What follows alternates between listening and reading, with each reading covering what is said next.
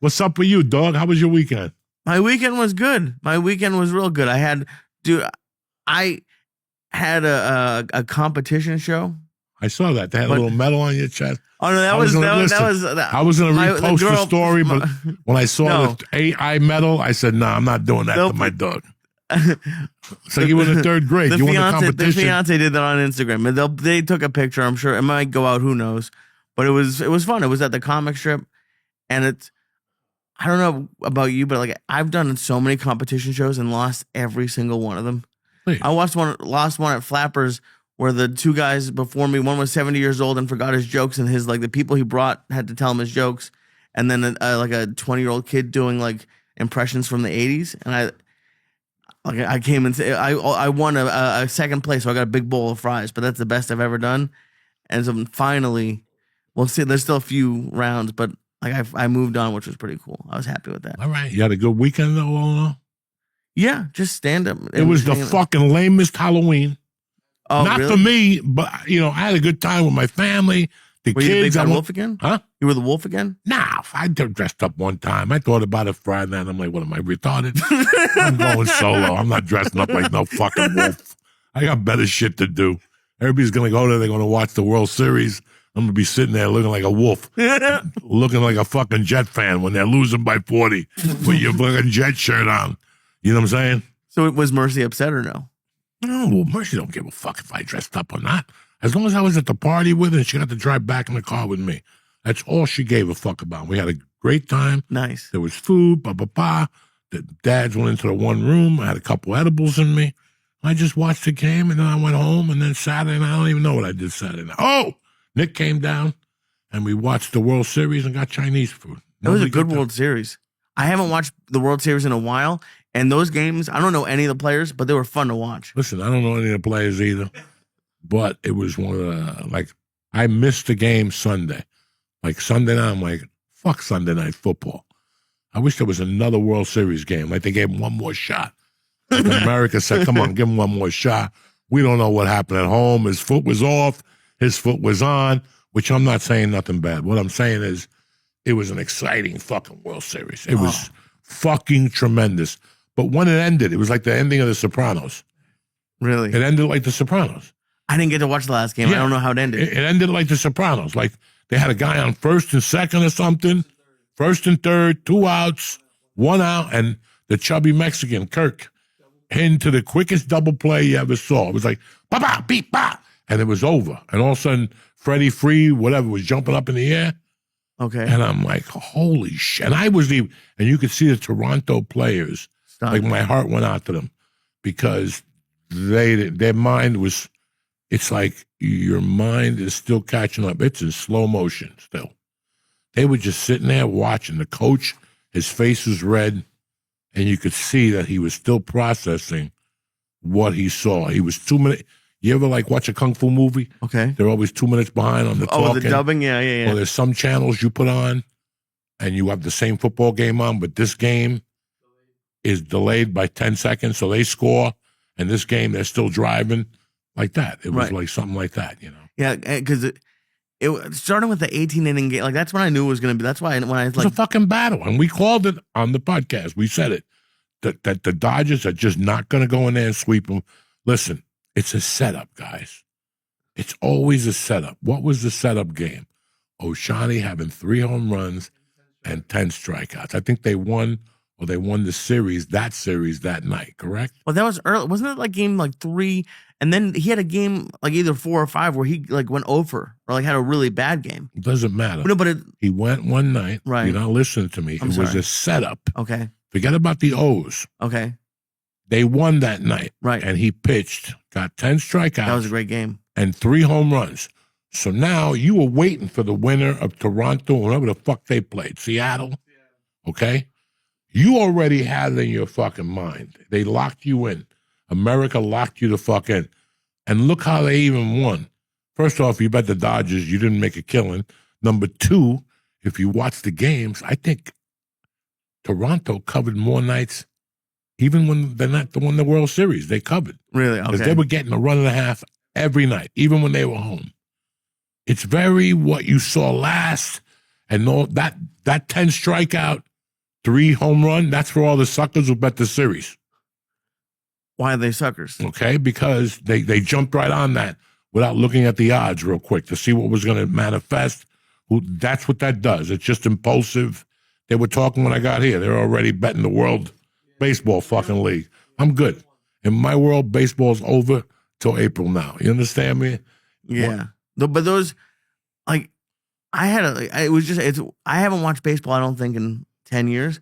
And you know what got me back into it? I was driving back from Massachusetts, and I would listen to the game on the radio. You were saying that, how great it is to listen to. Fantastic. I was gambling on it, so I was like extra into it.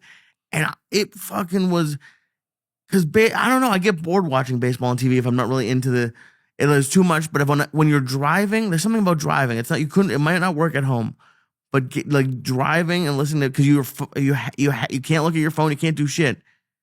Like the announcers were getting into the game. It was like I felt like I was back in high school. It's very crazy. When you and I started the church 12 years ago, and with Felicia and I'll never forget when podcasts were first starting out. It was like Mark and Joe and a couple other people, and I would listen, and I was very intrigued because when I got here in '66, I mean, we were long out of the radio by the time I got here, but it was still lingering. In the '70s, they would still show you shows where people would sit around and listen to the Green Hornet. The Green Hornet, before Bruce Lee was ever even born, was a fucking radio show, and it was Tuesdays at 9, and a bunch of actors got together, and you sat there and you listened, and it was very interesting to me. When the podcast stuff started, I was very much into doing something. I had already seen people in their fucking phones. Dog, I grew up in Hudson County. You didn't look at nothing but what was in front of you. And every once in a while, you glanced on the floor for a wallet. But it was a very quick glance, okay? So when I see people walking and not looking straight ahead, I'm already aggravated. Over the years, I already got used to it. You can't change a whole society of people. You cannot. It drives me crazy when you're looking at your phone and all of a sudden a bomb might go off in the city. And I'm not saying this and I wish this happened. No. Right. I'm just saying that when you're in the hospital, you're like, I wish I wouldn't have been looking at my fucking phone.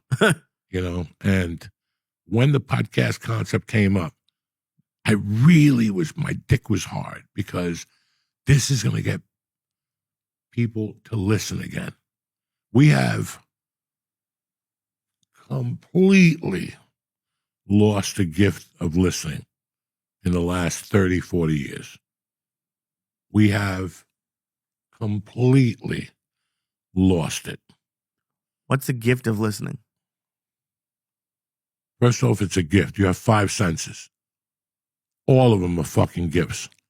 But the gift of listening has something more than the gift of yapping. And the gift of listening, it's like when I tell you we fuck around all the time, but I'm not fucking around with you. Go to McDonald's tonight on the way home. Get a cheeseburger. You eat it in your car. You throw the wrapper out. Next time you fly, bring McDonald's on the plane. And see what it fucking smells like on a plane. I don't know what it is. I don't know if it's the oxygen level. I don't know. The chemicals expand or contract. Yeah, I don't know what it is, okay? We don't listen. As Americans no more, we look, and that looking has fucked up our brains. But I'm no psychotherapist. I don't know nothing about that. I'm just saying that people get up in the morning and start looking through reels and shit like that, you know, and start looking through reels. Then there was a time when we listened to music. George, we went on Burger Line on Saturdays, went to one of the 4 album places. You bought the album. You stopped by Nick the Dick's house. Hopefully his sister sold you a joint for $2. You went home, you rolled it in the album, and you listened to the album while you read the fucking lyrics or no lyrics. You listened. Then in '81, MTV came. So nobody listened to albums no more. They were just watching videos.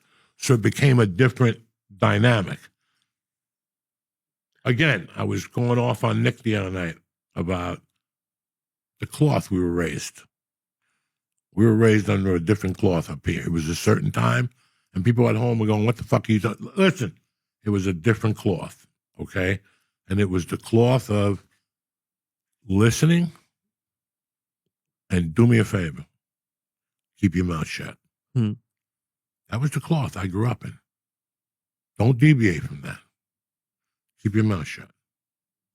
This is no gangster shit. This was just common shit. Keep your mouth shut. All right? Listen, and we didn't. We went out into the world as teenagers and couldn't wait to hear something to tell somebody, me included. And then it takes a couple times. Then like the first time it dawned on me was my mother had died, and there was a guy at Rendell Lumber that bought gold. I ain't going to say his name. He's on the kinky side. And I loved him to death. And he used to give me a job. I told you, Lee. He used to pay me $20 an hour to sit and watch his wall because he built walls for a living. And he didn't need me to watch the wall. He just was friends with somebody that told him to give him work. And this guy would always make me watch the wall. For how long? 3 hours. He would drop me off at 7 and stay there till 10. There was no phone then. There was nothing. Nobody was going to sit with me. They'd be missing a party. So I just sat there by myself because I knew $60 was $60. I was maybe a freshman in high school, and I knew the people I was dealing with, so they told me to watch a wall, and I watched the wall, okay? And I never repeated it to nobody. People go like, where were you? I was babysitting my brother. I got no brother. You know what I'm saying? I got no brother. But I would watch this wall. And then like 3 months What were later, you looking for? Were you just guarding the wall? he just told me to sit there and watch the wall. And that's what I did. I would watch the wall grow. Like every 3 minutes, there was a little light from the street. There were people who lived down the corner. He built the wall for somebody, Lee. And he didn't want kids jumping on the wall or whatever. So he put me in charge of nobody touching the fucking wall. Gotcha. All right. And then something happened one night where we were talking, and it was a Friday. And I got off of work at 5, and him and I were talking by the gold desk. It was slow. It was a lumber yard, but he had where they buy gold in the back. This is 78. Gold was $800 an ounce, and people were losing their mind. Today, it's $3,200 an ounce. It's fucking amazing. And you know how much gold I sold at $800 that I stole? I wish I had 2 pencils that were gold. I'd stick them both into my eyeballs right now, okay? Oh, right now somebody's laughing at me. I remember one night something happened. And we were talking about something. It was a Friday. And we were talking about something. And he knew somebody, and he said something to me. He said, don't go down there on a Friday night. We're just talking about somewhere. I can't remember the university in Georgia where you got Quaaludes up there by Kennedy Boulevard? It was down the block from Sears Roebuck. It's something now, but in the 70, 72, 73, 82, it was called the University Inn. It was a bar with a door guy on the outside, and you went in there and whatever. Well, we used to go down there and get Quaaludes. It was like trying to be 16 and getting beers. You had to go out there and call somebody, hey, can you see if Nick is inside? Then Nick would come out. You go, Nick, give me a Quaalude. And he would go back in and ask for the Quaalude. Well, that particular night, we went down on a Friday. I remember who I was with and everything. And we had like $30 to buy like 10 Quaaludes, $40. And we went there, and I had the $40 in my pocket, and I was with some other guy. We were both sophomores. And I'll never forget that I asked the doorman, is whatever in there? And he goes, no, he's not here tonight. And I'm like getting into the argument with the guy about that he is here. I had like a half a vodka in me. All of a sudden, I'm a tough guy. And within fucking 3 minutes, the place got swarmed with fucking cops. Jesus. Right? And I'm thinking, holy shit, they called the cops on me. Nah, it was like Union City Police was swarming the place for drugs. They were serving a warrant for fucking drugs. Every Union City cop in the world was there. And they fucking pulled me aside. Me and this other kid who doesn't live in North Bergen no more, but he's still alive. And they asked us for identification. What are you doing here? We were like, well, look, we met a girl. No, you didn't. They asked us how much money we had. Thank God we had nothing on us. Thank God that guy wasn't there. I mean, it was night, bro. We were fucking 16. You know what I'm saying? They were going to fucking take us to North Bergen Court and get ripped up 2 weeks later. That's the way it worked back then. But it doesn't matter. I'll never forget a week later being at the lumber yard and he was there and he goes, one of my friends told me you were at the university and that they got raided. And I'm like, yeah. He goes, what did I tell you that Friday? Not to go down there. I go, but you didn't say they were going to get ready. He goes, I wasn't supposed to tell you we were going to get ready. You didn't listen to me. I told you not to go down there. And that always fucked with me from that time. That always fucked with me. And I was maybe 16, that I hadn't paid attention because that's the way I was raised. I didn't read through the lines. They would tell you, the people I grew up with, my mom and stepdad, they would go, hey, don't go over there. And then 3 weeks later, something bad would happen over there. And you go, oh, I understood why. I don't have to tell you why. Why make you an accessory to a felony? I'm just telling you, don't fucking go over there no more. You see him on the street, cross the street. He's a rat, you know. That's the way my parents were with me. They tell me this shit in case they want to come talk to me about something. So it's pretty interesting. And then I got locked up. And they got drilled into me. Listening?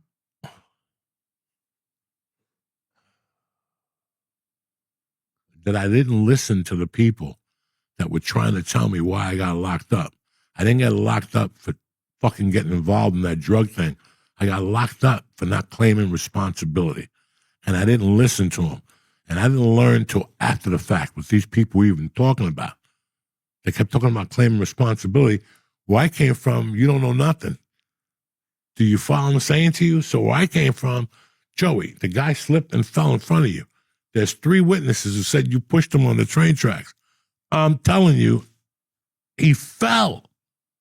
They didn't want to hear that. They wanted to hear, I fucked up. And I didn't know how to do that. And then I learned when I got locked up.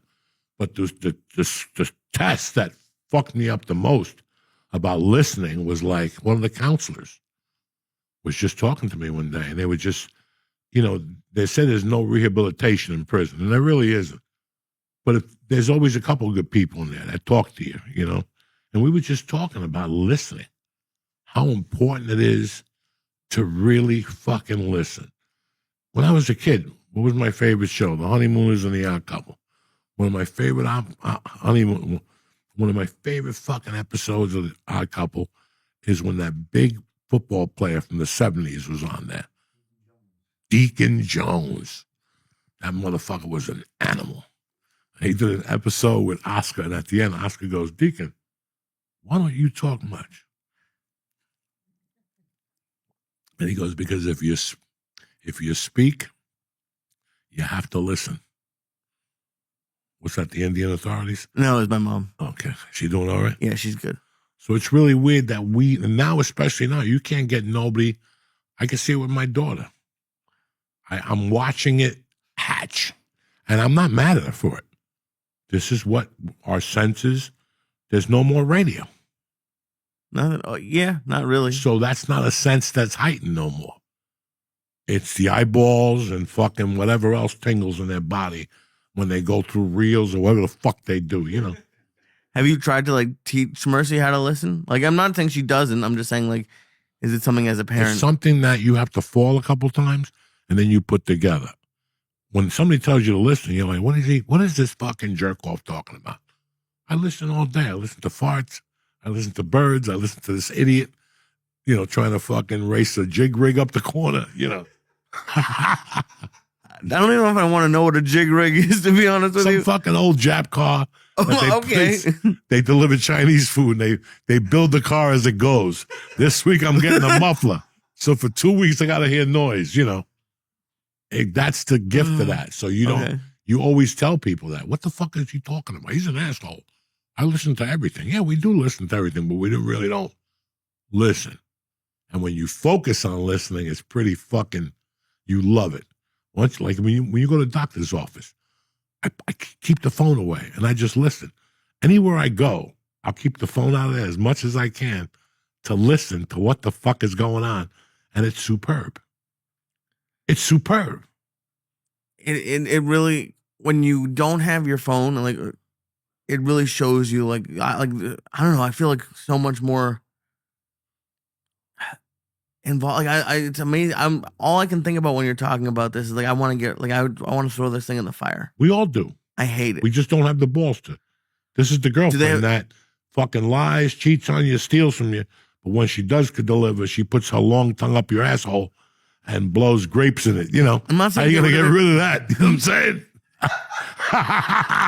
You're only so strong. You want to fuck 10 dudes? Go ahead.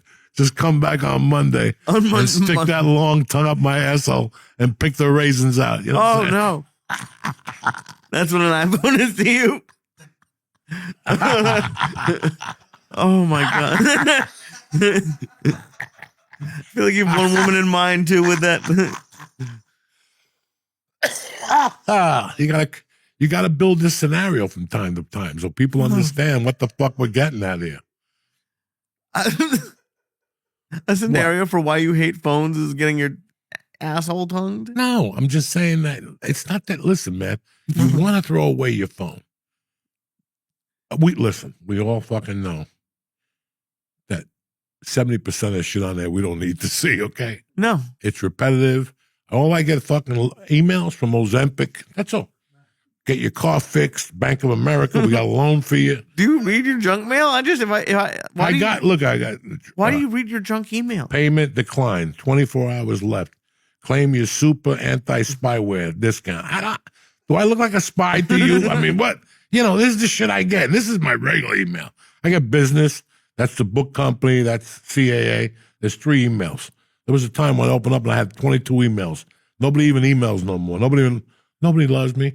Nobody cares. You know what I'm saying? Yeah, but you get annoyed by emails. Now but you want business emails. Now you got fucking look at fucking CVS showed up heavy. Oh my God. Oh shit. All Your right. love for let's see the coupons you got. Listen, the text message from CVS makes my dick hard.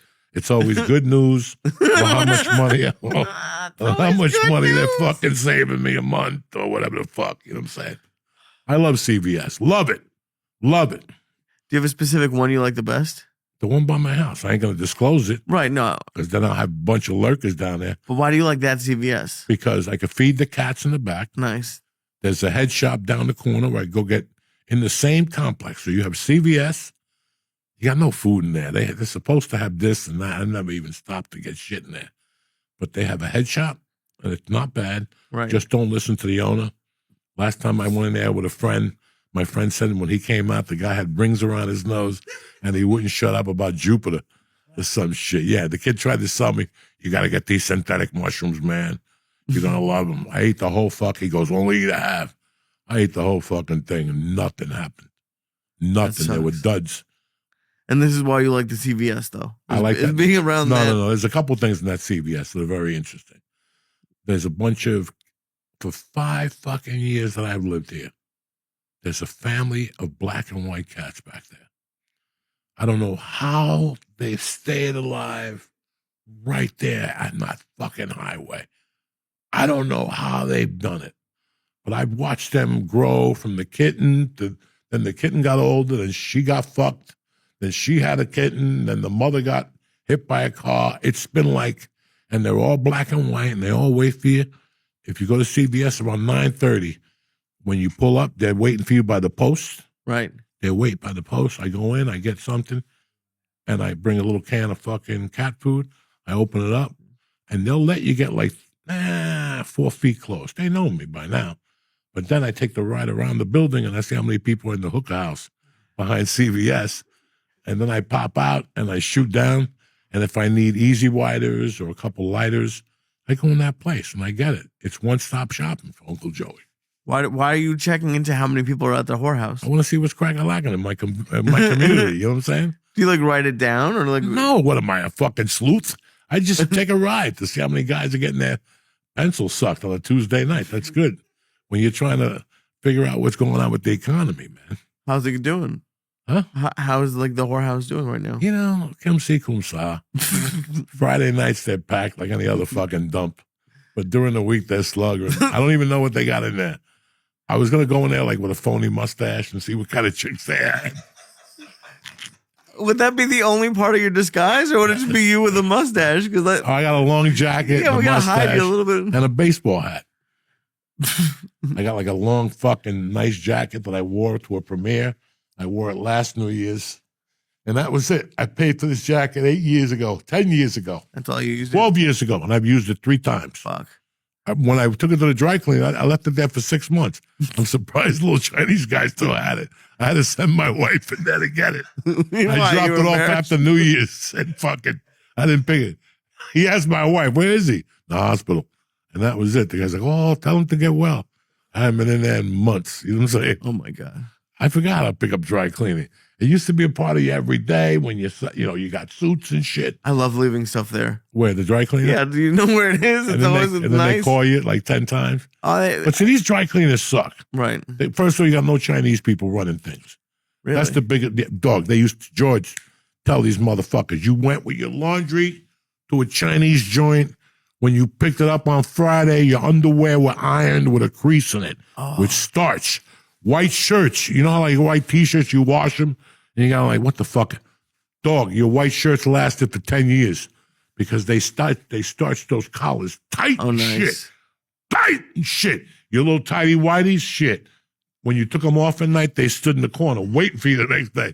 It was like a little helmet for a retard if you turned it up. If you turned it upside down. Your underwear, you would just take them off at night, dog, and they sat there like a little retard helmet or a pair of underwear or a little dog. You could just turn them around, put like a light bulb in there, and you could be like a Martian and shit. Those underwear stayed tight for like 2 days. By Sunday, they got some whip to them, you know, some fucking ass, because they were so tight that the cotton wouldn't even go up your asshole. So you wouldn't have a filth and you would never get skid marks. Oh, that's nice. No, it was uncomfortable. But let me tell you something. You got 3 days out of a pair of underwear. You know what I'm saying? Oh, no, that's a nightmare. No, not these. Because they were tight, so they didn't creep. If you have underwear on for 2 days, right, the creep comes up your ass, and eventually you're going to get a skid mark on there. Dude, or 2. We all get skid marks. That's why I change underwear like at least once a day. Oh, please. I know that. Look at the, you know. No, it's not good. You have a little hand to extend to wipe your ass yet? Like I needed it when I was that big. When I was that big, I was huge. That's our next invention. It's not an invention. It exists. And we advertise in the obesity times like a fucking stick to wipe your ass when you get too big. You ever see somebody that's so big and you're like, you know what? I ain't no math major. But geographically, whatever the fuck not possible. You know, circles, all that 3.14. Circles? Yeah, like, you know, by circumference. There's no way her arms are reaching. There was a woman I used to look at all the time in Seattle, and I go, there's no way she could wipe her ass. Unless she goes deep between the legs and pulls like the frog. That's when you wipe from the. But what if her arm gets stuck and she throws it back out? That's a fucking nightmare too. You know what I'm saying? Did you call it the frog? Yeah. When I was that big, I needed to I would stand up. I'm still laughing about the retard helmet. We should have a counter on the screen. How many times you say retard? Oh, who cares at this point? What do you want from me? I'm 62. I'm not going to change at this point. It's no disrespect to no retarded kids. I'm not here to disrespect people or insult people. I'm just making saying. A point. I can't imagine.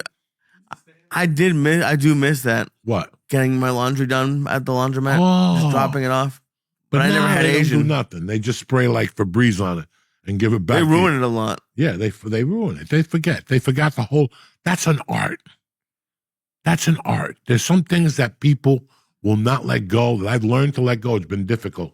That whole lifestyle we had, that's an art. Chan's Dragon Inn, that was an art. I don't care who decide, you know, it's like the Yankees. That's a work of art back then. They all went, we both were cheering for Don Mattingly. He's still out there, 100 years old with his little glasses on. We cheered for him. Why? Because he was part of a fucking, this weird thing that'll never happen again. These things will never happen again. How many times you go and you eat at a place for 4 or 5 years, and then you move away, and you move away for 2 years, you come back, you go to that place, and you're like, it ain't the same. That sucks. It's like anything else, you know? So, what do you want from me? I'm just trying to put the pieces together here on a fucking Tuesday morning. That's it. I love you. I got problems just like everybody else. You understand me? I got a bump foot. I got everything. I got what a happened to your limp node. foot? Nothing. I got nothing wrong with my foot. I got a limp node, but it's going to fuck up my right foot. So what the fuck is a lymph node? I don't know. What I look like a fucking Professor Sinai? All I know is I got a lymph node on my groin area, so I got to go take a little fucking ink test or some shit. They don't have to put no ink in my dick, thank God. In the hospital, they told me they were going to put a catheter in my dick for it to drain. Oh, that's my nightmare. Oh, but I've been pissing like a motherfucker because now I learned how to piss. What? The lady told me today, she goes, don't hold your piss. Like I was just walking down the stairs, I had to piss, I took my dick out. I'm not holding back no more. So if you step on something wet, it's my piss. I don't give a fuck no more. I'm 62 years old. I'm an old man. I got problems. I don't hear so good sometimes. You know what I'm saying? What does hearing have to do with pissing? Because the same shit. Okay. I don't fucking know, guys. I don't know. It's just You feeling okay? I'm feeling tip top, Magoo. Honest to God. God bless everybody. Thank you for your support. I feel great. You know, I gotta pee, guys. I can't sit here for 20 minutes and hold it in and then get upset. Something happened to my system years ago. You know, hiding from the cops, you can't pee. You gotta lock yourself under the door and shit under the bed. Shit like that. Who the fuck knows anymore? That's crazy. Well, But yeah, it's pretty interesting how, I don't know if I miss it, but I know we're going to be in the years to come, like my daughter, they just don't listen. why? I mean, it's too bad because I understand from their viewpoint. Like, if I had a phone at that age, why would I just listen to something? I didn't listen either. But you So did. How many albums you listened to? Like, that's how I got into. That's why I love, honestly. And I'm nowhere near. And I'm not saying I'm doing anything. Completely. I'm talking about listening to a comedy album and listening to what people are trying to tell you. Okay, Two different fucking things. gotcha. There's a certain age we hit that we think we're fucking know-it-alls. We think we're know-it-alls. We all are. We all have this fucking delusion. We all know more than everybody. It starts at like 12 and a half. The first time we jerk off and something comes out, forget about it. That's it. I'm running things from now. You can't even get up in the morning to hold a job. What the fuck are you running? Right. But in our mind, we're running things. We got music on. You know, we think like we're paying bills and shit. I didn't want sugar pops. You know what I'm saying? I wanted cornflakes in this motherfucker. Bam. And then you get the right hook. It's something that I'm looking at now. You know, I tell you that you look at yourself and all your fucking flaws and you try to have your kids not have those flaws. Mm-hmm. Or even the people around you. Like, even with comedy, I tell people, listen, if you got these little flaws as a comic, get rid of them. Because there's nowhere for those flaws. You know, like everything has that. You know, I wanted to be a chef. Okay. I love food. What episode of this shit or what conversation do we have that we don't come up with food somewhere? I love food. I could have made $1 million right now as a TV chef. As a chef, I would have started at Rudy's or something with no teeth. Right now, I would have been fucking better than those fucking idiots because I would have hit you with the Italian flavor, the Hudson County flavor, the Cuban flavor, and everything I learned all over the country, all the prisons, the county jails. Forget about it. Okay? But at the same time, I never got into cooking. Why? Because I knew if I cut myself, you know, I get raped in the kitchen. It's all over. What? I wake up and the head chef is banging me with sushi, you know.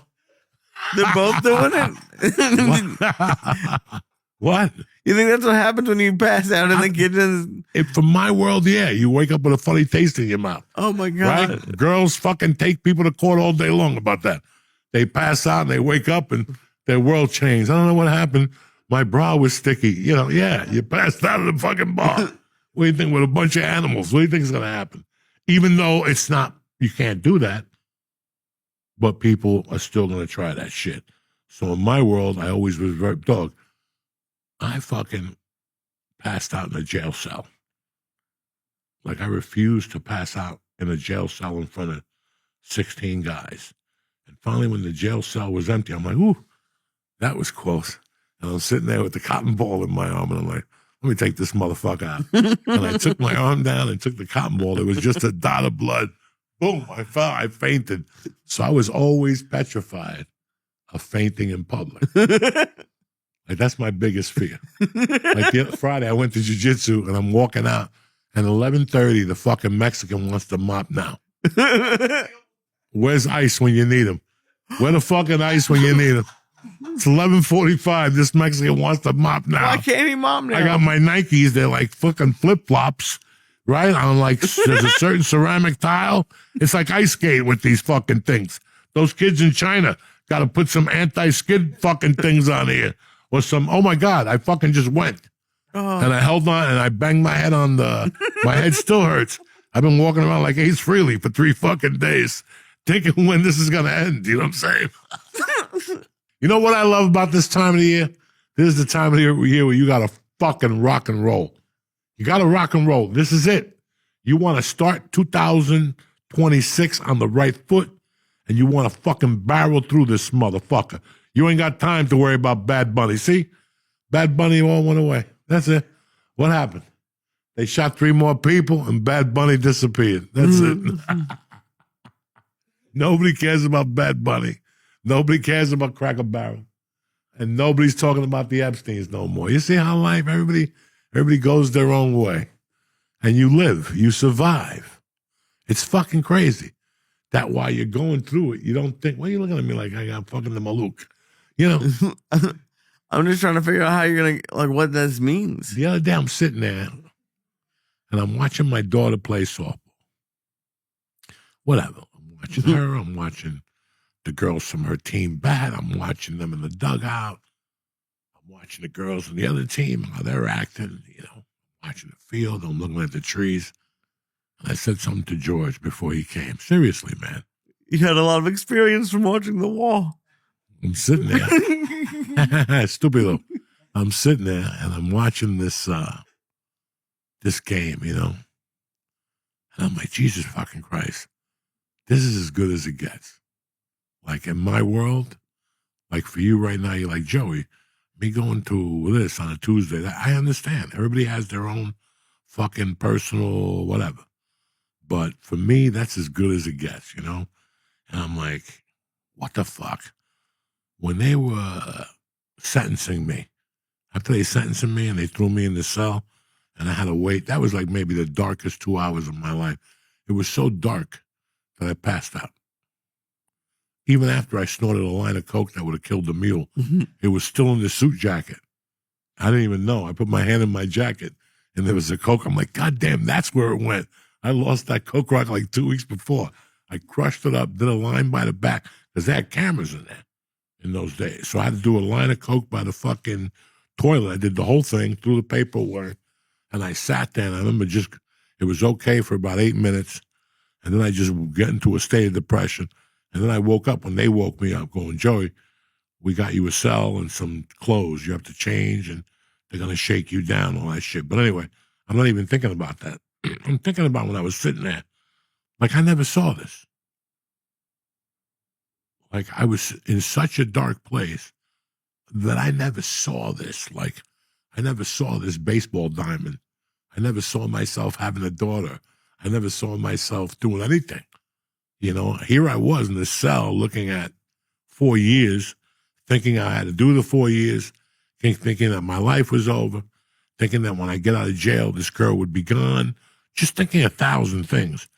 I never thought about the flip side of what could happen, you know, and it's fucking bothered me for a couple minutes. And I'm like, well, okay, so what if the guard came into the cell and I go, hey, can I talk to you about something? I want to talk to you about my personal feelings. Even though I'm feeling kind of fucking down, in 20 years, I'm going to have a daughter, and I'm going to be at a softball game, and I'm going to, you know, make mortgage payments and fucking, you know, I'm going to be a decent American. And this guy's like, yeah, you keep saying that to yourself. As a matter of fact, let's take you down to psych. They might want to talk to you. You know what I'm saying? Like, because you would never think that. What I'm trying to say is, in your darkest moment, you don't even see what you could become. Or like people always go, well, I love when people say, when you give blood, just think of a happy time. Okay. When I got ice cream with my daughter, how happy is that? It cost me $18. You know what I'm saying? I went to Carvel last week, 3 Sundays, like $30. I'm like, what the fuck happened here? This was happy. I was happy.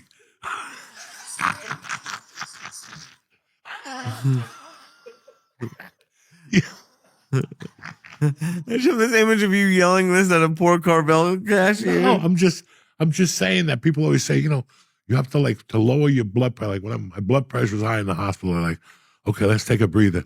We want you to go somewhere where you're happy. And then they would ask you, like, what's your happy point? You're like, let me tell you something right now. All I see, my happy point is me laying naked. And right there, you got to stop because they're like, where's this going? You know where this is going. I got 3 Chinese chicks from the Janet Jackson video, If, jumping up and down on my face. You know what I'm saying? And one of them's got her toe in my nose so I could smell a little Chinese toe deep in the crevice of my nose. I don't fucking know. It sounds like you've thought about it before. Oh, yeah. I think about a lot of things. Holy shit. And who are you telling this to? Like anybody who comes in to talk to you when you get locked up. A bunch of people usually come in. Are you holding up? Okay, yeah, I'm a tough guy. I'm fine. But no, you're not really a tough guy. And I'm not just talking about that. Like I'm in the hospital for 4 fucking days. By the second day, your blood pressure's still up. And you're thinking about some weird shit. And at that time, I did think about other shit. I said, you know what? This is nothing compared to what I've been through already. A little blood pressure. This ain't nothing. This is just a fucking minute in time. I'm not going nowhere. So I looked at it like a positive way. But it's so weird how some things you look at positive and some things you look at, you're like, who knows what's going to happen? No. You got to see it. Like, I didn't see none of that shit. And I'm still pissed. Like, again, this is the type of podcast, if you're listening and if you're young, you're like, what the fuck is Joey talking about? This goes back to listening. This goes back to listening. Dog, I'm so fucking high. I have confused even myself. You know what I'm saying? Those are good. But are you talking about like listening to when you're younger of like taking care of yourself? Because since I've known you've been taking care. No, listening to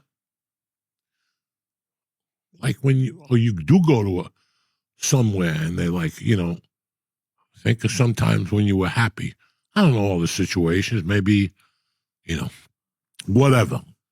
But people go, think of the time when you were happy.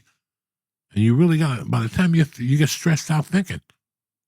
Like I'm stressed out just thinking about when I was happy. Right. It's hard to think about a time to be now I can tell you happy. When I was, and I can tell you generic answers. The birth of my daughter. I was behind a curtain, scared I was going to pass out from all the blood. And watching my wife's snatch blow up. I don't need to watch that shit. And somebody shot it with a double-barrel shotgun. There's blood everywhere. Looks like Kennedy's head. You know what I'm saying? It sounds like it was really tough on you. You know what? It sounds like it was really tough on you. Yeah, it was tough on me. And then I went on Google, and they scared the shit out of me about pregnancy and blah, blah, blah, and blah, blah, blah. I'll never forget, dog, the first time I was married, my wife was pregnant. George came to the wedding. He was the best man, and fucking George left by that time. And the baby was born in February. And the plan was there was a Boulder hospital, and then there was a hospital across the street called like the birthing center where women let their hair pits grow, and they have sandals, and they do yoga before you're pregnant, and they mediate, they fucking, meditate. It's all going to be fine. No drugs. It's all natural. And I remember her water broke, and, we took the fucking car over there. And when I got there, they all came out with bongs and hit the drums. The energy of the mountains will heal you. And meanwhile, she's dilating, Oh, my God. And fucking they're yelling and screaming. And women are like, what's going on? Like, breathe. And then, what's that class you go to? Lamaze. That's a waste of time. That's just it's 8 weeks of torture. Just take the highest dose edible and put Visine in your eyes and look straight ahead and nod when they talk to you. Wait, when you're pregnant? No, when they're pregnant. Oh, you have the to guy go. goes. Trust me, you'll be at all of them with a notepad. She's going to make you write everything down. You're supposed to. No, you're not. You're not supposed to be a half a fag. Those are the nights you have shows out of town. In fact, you just got a European tour. Okay. And it's every Thursday. You got to fly out. What time is it? 6? oh my God, I can't. I'm gonna miss my child. Listen, it don't work. Let them go with the What do you mom. mean it doesn't work? It don't work. Doesn't everyone do it? Yeah, everyone does it because they don't know. They're fucking idiots. See if they go back the second time. They go to fucking someplace and eat chicken sticks. They don't go to Lamaze the second time. Chicken The sticks. mothers get fat and they get ready for fucking the bomb to drop because they know what they're going to go through already. You're not going to use any of that shit. That sounds It's like learning terrible. karate as a kid. You learn 8 years of karate, you get beat up in the 8th grade, you didn't even use the karate. How do I know? Because it happened to me, all right? I thought I was a master and shit. Then they got me, boom, I went down. No more karate. That was it. I got my $35 a month back. So what do you mean? They don't use it when they're giving birth? What? They don't actually use like the breathing stuff during birth? Not a fucking thing. What happens? They're yelling, motherfucker, I hate Jews. Why don't you come into my life? I can't take the pain. Give me more. Give me more. Is that the baby? Breathe. And you're like, breathe, breathe. There's like words they give you, like Right. trigger words. Well, not then, but then they had like words you use to calm everybody down.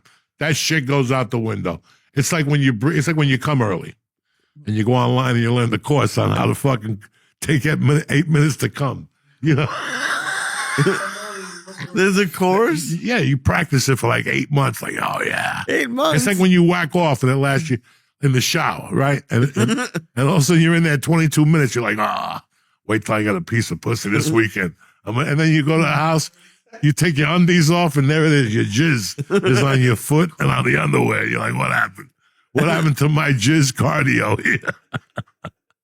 And you always have, that's why I'm always so like, you have stories about like all that crazy shit. Like, but oh my God.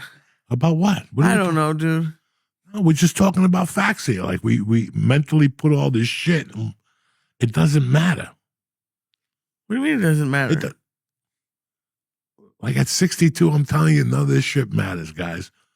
If I would have told everybody in my life to go fuck themselves, I would have been a lot better off from day one. Everybody. No, but it's, the other day I'm sitting there going, man, I pandered for a lot of years, and I wish I didn't but you have to. You're learning. And it's not that I pandered, but I listened. And when I'm looking at these people, I'm like, maybe they know what they're talking about. You're like, they don't. I learned more fucking selling nickel bags at North Bergen High than I did, I can see that, and I feel like I'm pandering, right? It's not a good feeling when you're not really getting booked yet, like, or when you're starting to, I don't know, like you do whatever you'll do too much, like listen, like I don't know, it doesn't feel good to feel like you have no power, and it's cool to listen to you talk now and be like, oh, I have all the power. I never had any power, Lee. You don't think so? I'm thinking about a scenario. I'm 96 and a half. I'm doing comedy 5.5 years. I'm pretty good up in Seattle. I'm a pretty good feature act. I'm dirty. But you know what? I was a hustler. At least I was going somewhere. At least I thought I was going somewhere. And I had a few incidents with bookers, which is always going to happen. If there's 5 bookers, you're not going to get along with all of them. Right, no. Unless you pander to all of them. Right. And if you're going to go against the grain, you better have a reason when they come at you already planned. I.e., what's the biggest problem you have with edgy comics? They can't get booked because they're too edgy. Okay? So they give up. Do you follow what I'm saying? Like, it's not... it's definitely harder. It's very hard. Depending on the shows. It's very hard, but you don't quit. You create your own market. And freaks meet freaks. Yeah, there's definitely dirtier shows. Freaks meet freaks. When you declare you're not like everybody else, which everybody falls into a different category. Some guys want to jump up and down. Some guys want to do magic. Some guys want to work spotless clean. Listen, if you can make a fucking living and feed your kids, I don't give a fuck. If you get on stage and blow lightning. Remember that thing in the Little Rascals when they shot Yum Yum Eat 'em Up? Roman candles, if you shoot 3 Roman candles out of your ass, charge $25 and sell out the garden, who am I to argue with you? I'm up there trying to be witty. Well, my daughter's 12, and you're up there. Hold on 1 second, ladies and gentlemen. You play a national anthem, you fucking come out with a red tie like our friend there, you know what I'm saying? You fucking bend over. Why are you bending over? Yeah, because you have to bend over to stick the bottle rocket out your ass. You have a Chinese guy come out, shh, bah, and all of a sudden a little Chinese guy comes out and plays techno for 20 minutes while they stitch up your one ass cheek and they put fucking calamine lotion on the other cheek from the burns. Yeah. And then you go back out there and you stick another thing. I'm just saying, guys. I'm just fucking, it's a joke. Right, I get you. But whatever the fuck you do, I can't, like, there's people that go, well, he's a hack, or if he's getting paid, he's doing something right. He's talking somebody. It's like the pitcher that got beat up by the guy who threw 2 home runs in a row. The second night, the third night, he came out. Dog, he went from being, he threw one, bah, and then he threw another pitch, bah. It was one for each eye, bro. He went looking from 28 to looking like me. He had bags down the ear. The whole series. Like, I don't even know where I was going with this. I was just remembering the World Series. You know what I'm saying? But, yeah. Anyway. What are we talking about here? I don't remember. No, but I'm just saying that as a comic, bro, you're always so. Anyway, I had beef with this particular lady. A booker. She defeated me. So basically at that time, I had the Comedy Underground, which is a great club to be a part of. I had Giggles, which was the pilot that was in Vietnam. Again, this is a guy that didn't want you to work unless you were spotless clean. I was there every other week, dog, picking up $4.50 because then when he come in the room, I'd work clean. And when he step out of the room, I'd go back into being a magician of death. He never caught it. And then he confused me with other people. Who was up there saying fuck? You know, they would all point to somebody else.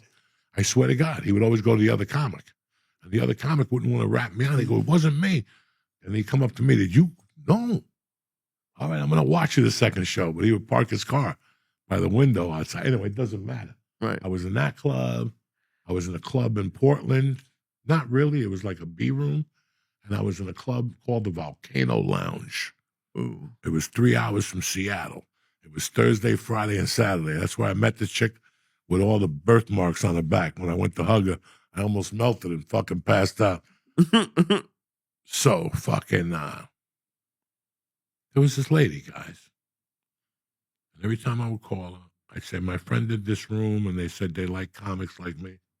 Now that room's all booked up till 1998. Okay, thank you. This went on for about 3 months. And finally I said, you know what?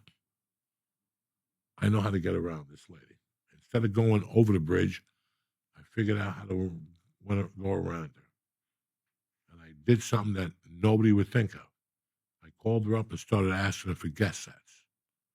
Now, there's no booker that's going to turn down a free set, especially when the guy, you know, was a little on the funny side. They like me because it's the West Coast. Anybody with an East Coast accent, they love. They don't know who I am. They think I'm Tony Danza. They think I'm Tony Soprano. Do you understand what I'm trying to? They relate all those people to that. He's from Jersey. He must know Tony Soprano or whatever. And that's fine. It gets them to bond with you. That's not my point. My point is that for 10 or 11 months, I made fucking sure, no matter what was going on in my life, I went down there every fucking Wednesday or Tuesday to do one of her rooms. Whether it cost me money in my pocket, it cost me an hour drive, I had to borrow a car. I made sure I was at one of her rooms every week. Because guess what? She wasn't going to beat me. I was going to beat her. I was going to get a lot farther in this than she was. And guess what, guys? As the fucking Lord is my witness, that was my attitude at the time. I'm going to get farther in this than she is. She's always going to be a booker in fucking Seattle. Never, ever anything bigger than that. I'm going to get farther than that. And then I got to LA and I fucked her up. But there were 3 or 4 instances like that with her. And in every comedy market, Lee, you're going to have that instance. And I want you to analyze the instance and go, okay, what does that club mean to me? When I first got to the store, I was very fortunate. I got in a month. But for 18 months, 2000, I saw people down there that could have got more traction by going to a different club. But in their mind, if they didn't perform at the Comedy Store, was the end-all, be-all. No, it isn't. Getting on stage is the end-all, be-all, not you being here every night, waiting with your mouth open. I'll do 10 seconds. You know what I'm saying? Like, we got a 10-second spot. I'll do it. 10 seconds. And I'm just exaggerating. But I don't ever want you to look like that. And in New York, you have so many places to go. Yeah, but Joey, listen, when you're with me, Josh, you get 200-300 people. When you're in the city, all you need is 5 to get the party started. Oh, I love it. When the 3 Jews showed up to see Jesus, it was 3 of them. Right? You need 3 people. Shows for that. A Jew needs 3 people. And all of a sudden he's doing magic tricks. He's fucking shuffling cards. He's doing 3-card Monte. He's singing us who invented vaudeville? The Jews. They sing, they dance, they Jackson 5, they shuffle and jive. But the problem is, dude, and this is what I've had to do more of recently, is you have to hang out now. Okay. If you want to get in at any club, they have to know. But the first assignment, which you always have done, I credit you for this. You have always gotten yours first. Oh, yeah. Okay? You got to get yours first. So I know that, oh, my God, such and such is performing at 8:30 at the Cellar. I might swing down there. No. Such and such ain't putting a dime in your fucking pocket. Right. No, that's something because I remember right when I got here, I think I bought tickets to one of the clubs, and you're like, don't do that. We don't do that.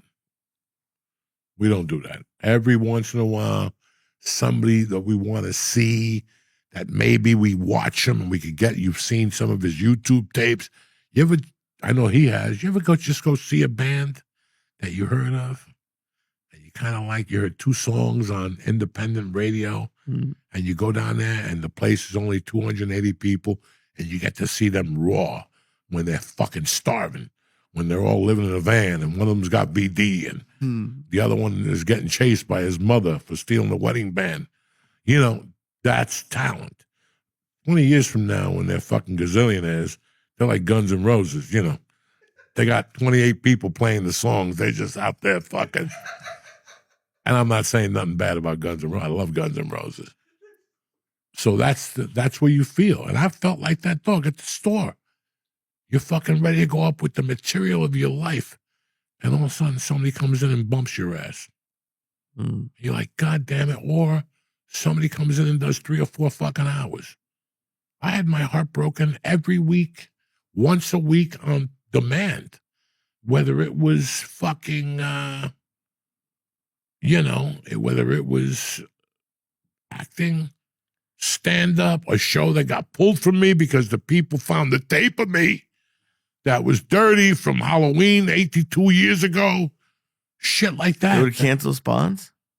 Oh. Is it a tape you put up? Really? Dog, people find shit, man. People find shit. And next thing you know, you're canceled. Not canceled. They'll pull you out because a club owner told them you were dirty. These club owners talk. Some of them are good friends. Maybe one is in Kansas City, but the other one's in Milwaukee. So they cross paths. So they talk about the comedians as they come through. It's the same market. They want to know what's going on.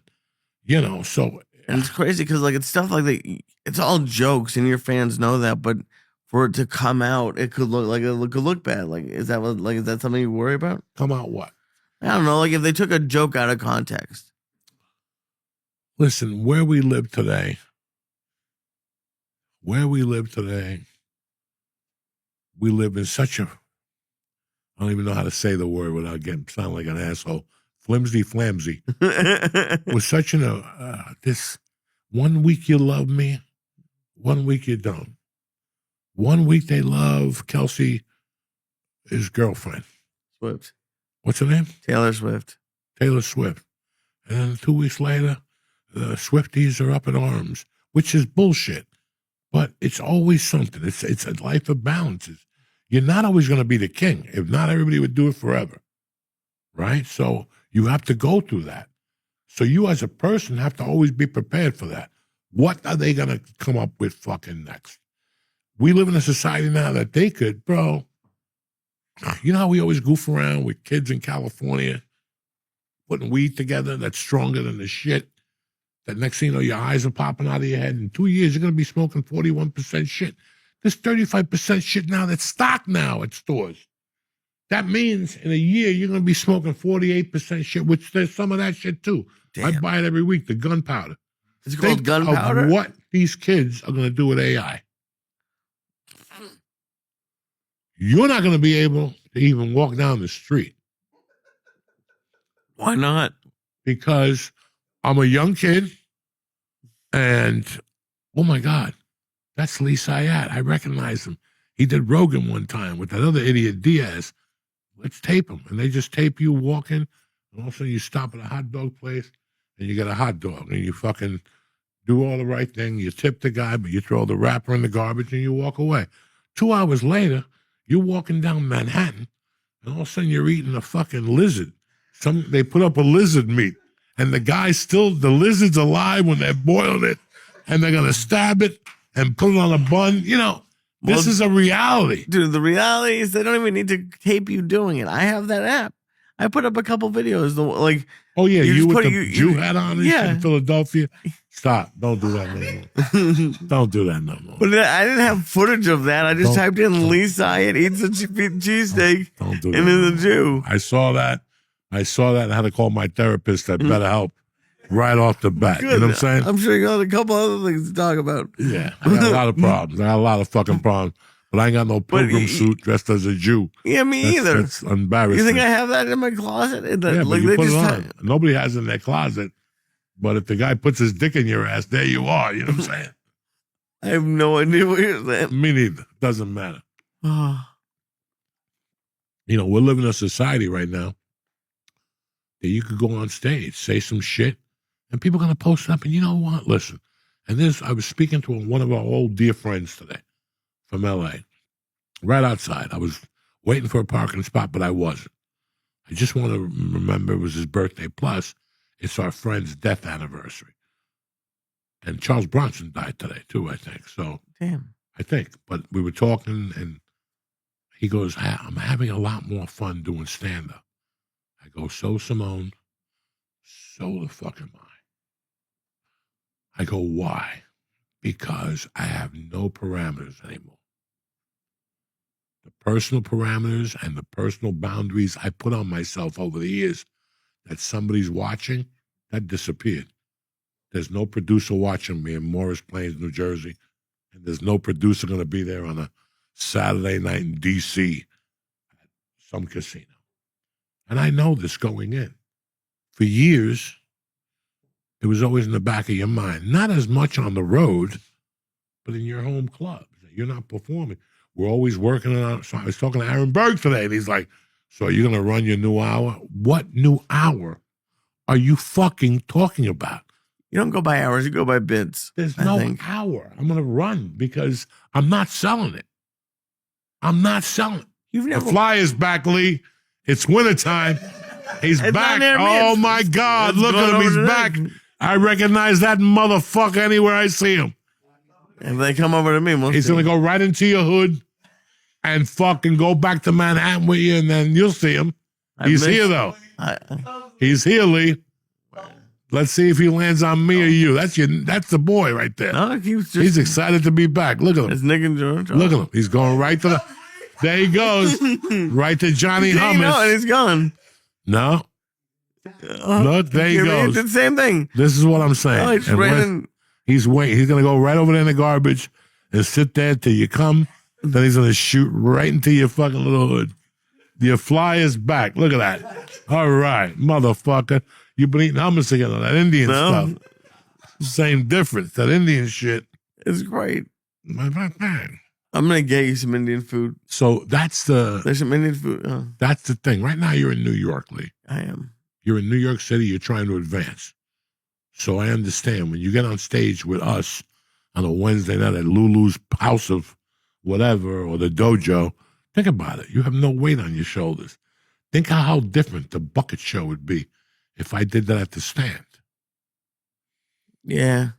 I think it'd still be great. Why? Because MTV might be there. The soap operas might be there. Somebody might be there. You feel, Watch. I mean, somebody wants to shoot a special. Somebody wants to do this. Somebody wants to do that. Think about it. When you do a show with me in Point Pleasant, ain't nobody going to come up to you afterward and go, oh, my God, we just have an idea for a TV show for CBS. but like, why do you think? You and your pet fly are going to move into a resort in Montclair, New Jersey. It's very Look, nice. he's circling you. No, where is he? He's circling you. He's nowhere around here. You're just lying on the audio list. Where is he? I know Lee's fly as soon as I see Yeah, it. because you rip their wings off and keep them as an I've been experiment. knowing that. What kind of wings are you talking about? What do Those you mean? flies are Oh, there dead. he is. I'm talking about your original fly in the office. That motherfucker took him 5 years to find you. He is so happy right now. He's been looking at the back of milk carts for fucking weeks, looking for little Lee and shit. Oh my God. So yeah, right now you're looking at that, and that's the difference that you have. And I've been there, but I didn't know I was doing it at the time. I've been there, but I didn't know I was doing it at the time. Doing what?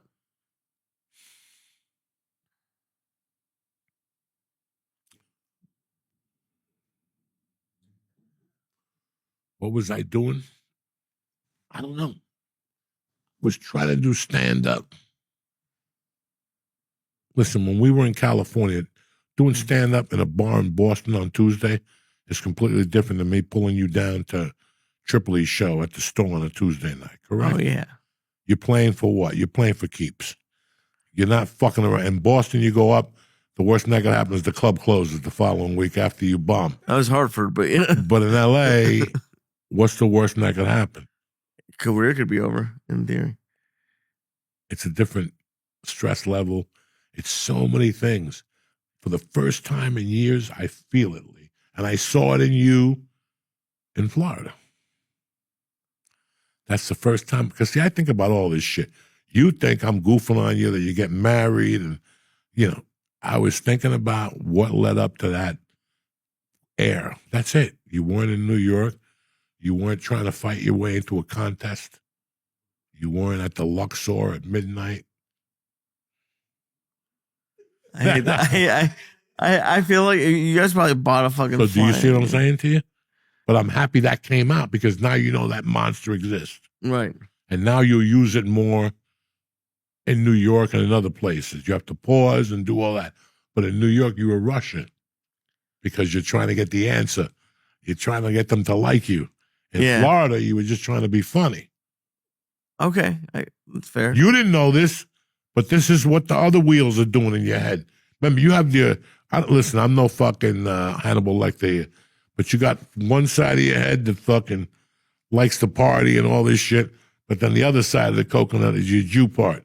Either you got that or you don't. You know what I'm saying? Uh-huh. That's the part that makes you wake up in the morning and, you know, pimp out bitches and fucking. I do pimping out, but Jesus Christ. Netanyahu's a pimp before anything. He started out as a pimp in fucking. He did?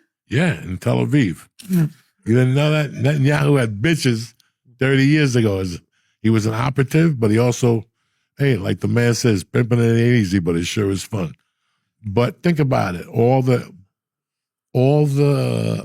Like when I first moved here, I was having a hard time connecting jokes. The jokes were always there, but it's like me tapping you on the shoulder and going, hey, you know, 3 priests are sitting there, and that's the same thing. It's the connection that counts, and I had lost that. The pandemic, whatever the fuck made me lose that. I see you building that. It was you just were out of practice for a little bit. No. I know practice, and I know connection. Okay. I know when I used to do comedy after being sober for 5 or 6 nights, and I knew how it feel when I did an 8-ball the night before. The jokes were the same, but there was something missing. That connection was missing. Again, I guess that's what you're talking about with me in Florida, because me opening for, like, I think the difference when I open up for your crowds is I'm lucky enough that a lot of them like me already. And like, I've bombed in front of your crowds. I'm not saying I always do great. I've bombed in front of your crowds, but when I do well, I remember. it's a little bit easier. No. Thank you. No, I'm just teasing. No, I know. I had some good ones. But when it goes well, it's like it goes. It's even, and especially in front of that that many people, it's like when it goes well, it's crazy. You know, when I walk into jiu-jitsu class, there's a big thing up. When I'm walking up the stairs and I'm huffing and puffing and I got to pee, there's always this big thing that says, battles are always won before they're fought. And I really, really think that's stand-up. I think that's 80% of things when you really break it down. But when it comes to stand-up, I really believe that. It starts, some days you could write all day.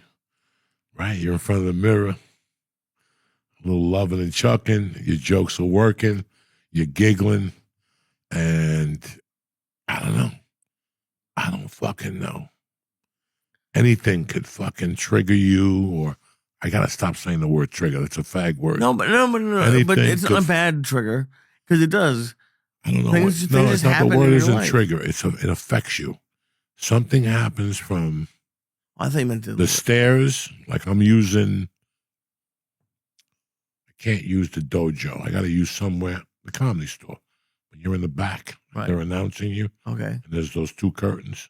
In the main room. In the main room, the secret is to go through the first curtain, but always get stuck in the certain curtain. So you get a laugh. You got stuck. It's like walking into a spider web. Like from the monsters. You see what I'm saying, dog? I was learning that shit back from the monsters. You walk into a spider web, you always like hit it and go away and pick up a leg and throw a side kick. It's a spider, right? That's so Same funny. thing with the second stage, with the second curtain. But right there, when he says your name and you turn into the fucking audience, you either lose it or you go like a fucking animal. So let's go back to San Diego, La Jolla.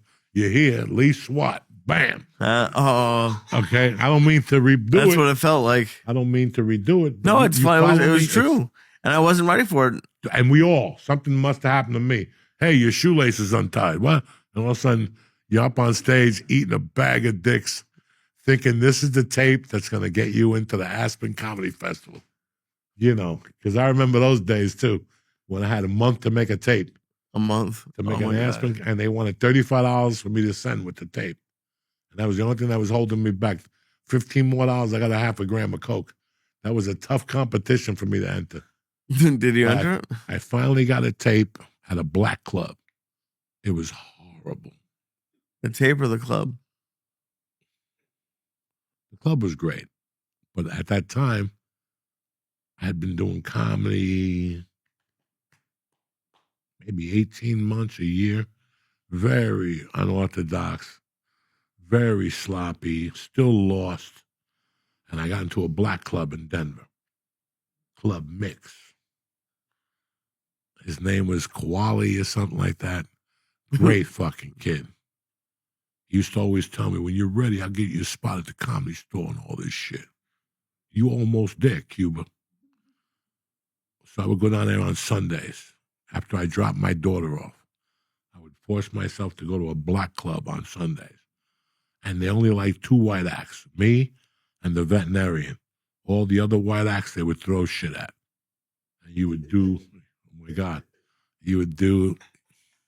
What do you mean shit? Like, was it like bottles or like? Spoons, fucking Jellos, whatever they had in their hands, they threw at you.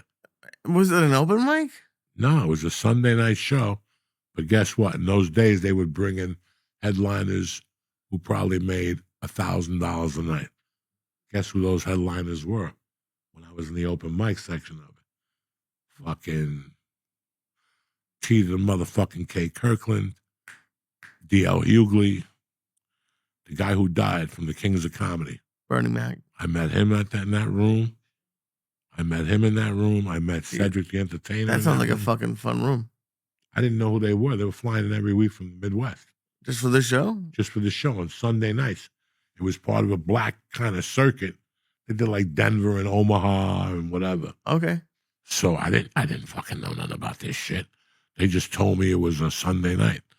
So I would drop my daughter off and it was on East Colfax. And I would go up there and they would put me on first.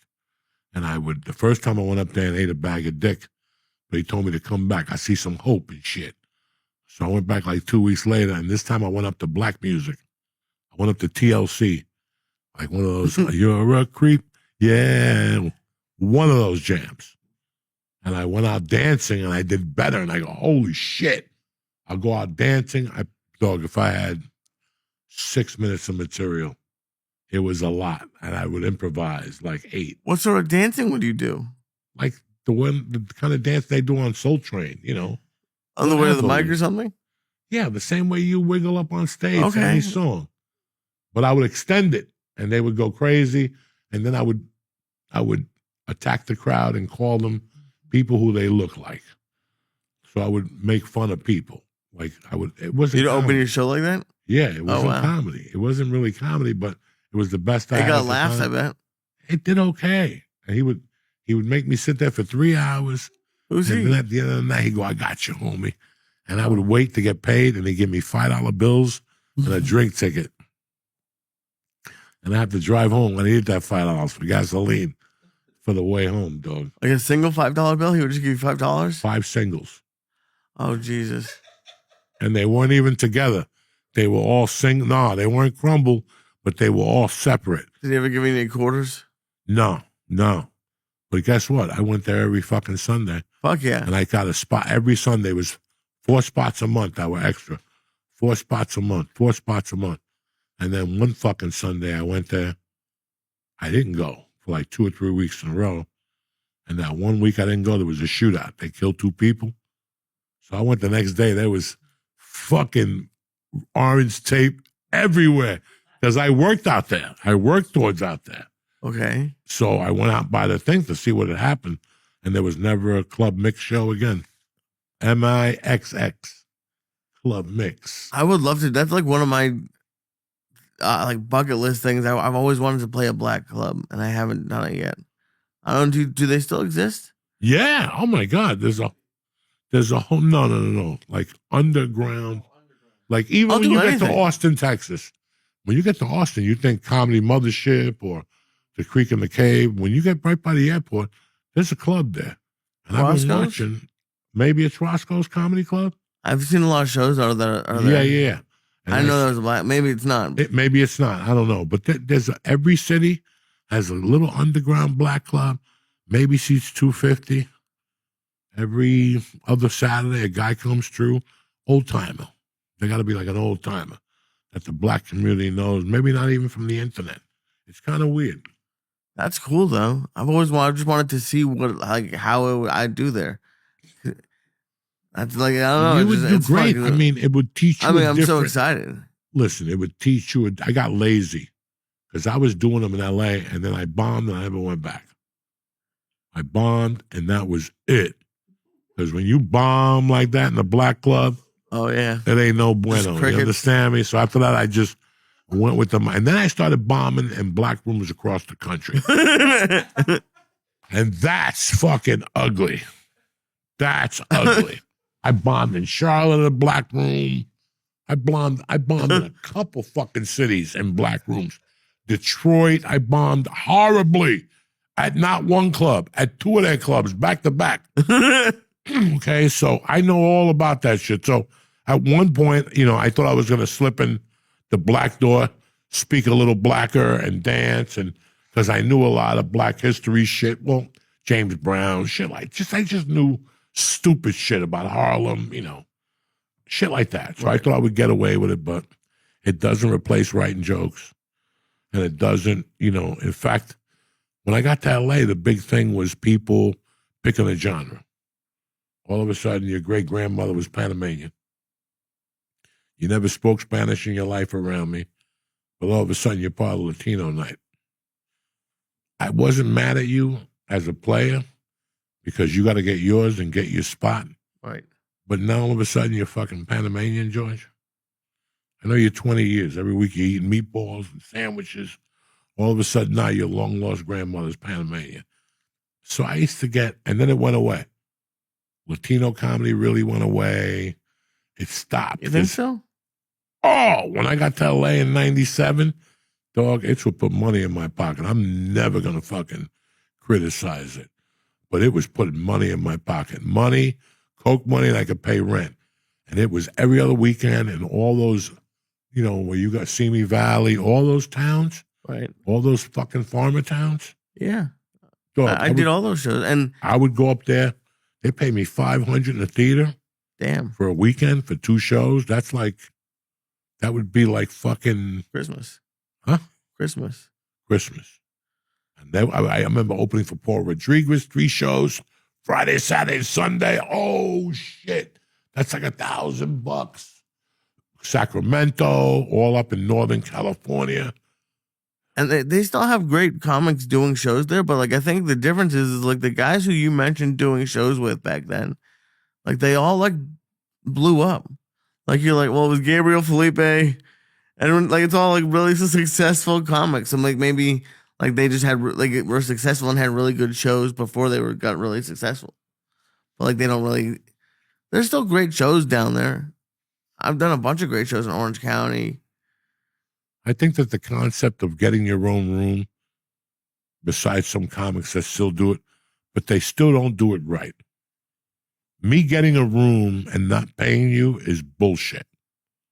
Okay? Everybody in that room should be getting something. If you're charging for tickets. Okay. If you're charging for tickets, but a lot of people at that level will get $300 for a budget, will pay a headline at $150. They swallow the $150. They get the feature for free, and everybody else works for free. And they each got like a fucking coupon for a soda. No, everybody should get $10. $10, bro, when you're a young comic, $10 goes a long way, dog. Dude, if you're because everywhere else you go in, nobody's giving you shit. Dude, if you're in LA or New York, it's not even getting paid. It's not having to pay to do comedy. Open mics are you spend a lot of money if you're in LA or New York doing open mics. Fucking parking and no, paying to do the open. The clubs or the venues charge you like $5-6. And that's horrible. Yeah. That's fucking horrible. It's just a lot of people have forgot. I came up in a time where people built their rooms. And man, look, Denver 94. Denver 94, 95 is where everything. And it wasn't because I was doing A rooms or opening up for A comics. It was because I was working and getting paid in combat zones. I was working in combat zones, dog. I'm a fucking East Coast dude. And I was doing comedy shows in Wyoming on Friday and Saturday. I was doing Montana on Friday and Saturday. This is before Tribble. This was with a friend of mine who was a motorcycle mechanic and booked comedy rooms on the weekends. This motherfucker paid my rent for a year ahead of time because he would always fill in the gaps. My rent was $400. This guy I would just call him up and go, I'm coming up to pick up rent. It's okay. I got a gig for you on the 23rd. I got Greeley on the 8th. I got this. That's awesome. And it was, it was unfucking believable. And how, like, as much shit as I talk about people who don't do anything for you, like, how much do you love that guy who would give you those $400? If he called you for a show right now, you'd probably do it. I'd do it. He called me. He hit me up on Facebook to call him because his son didn't believe a story I told on a podcast years ago. His son, dog, I called him right away. I can't think of his name right now. I'm a little on the high side. But that guy, and there's another guy that I've told the story about, but never told the outlast. When I started comedy, I met this guy at an open mic in Greeley, which belonged to the guy we're talking about. I met this certain comic. And we did a show together. We didn't speak much. How you doing? How you doing? How long you been doing this? 8 months. How long you been doing this? 2 days. Like, seriously, when I met him, that was my second show ever. So I met him, and all of a sudden, I don't bump into this guy till December 18th of 1991. This was like the 24th of July in 91. I'm bumping into this guy in the finals of a contest. Since you were talking about contests, we'll wrap it up with this. Okay. And fucking that night, when they were putting us into different groups, I got a call over to the table where the fucking people who ran the contest were, and And they're like, this guy says you're cheating, that you're a pro. And I go, what the fuck are you talking about? And he goes, you got $5 that night Oh my for God. gas. And I didn't deny it. I go, it was for gas. It wasn't for my performance. I go, then again, you got $5 too. He goes, yeah, but I didn't take it. I go, stop. You took the fucking $5. Like he's trying to keep his professional Yeah, he tried to get me amateur disqualified. status. I was ready to throw hands at this motherfucker. Yeah, I was ready to throw hands at this motherfucker.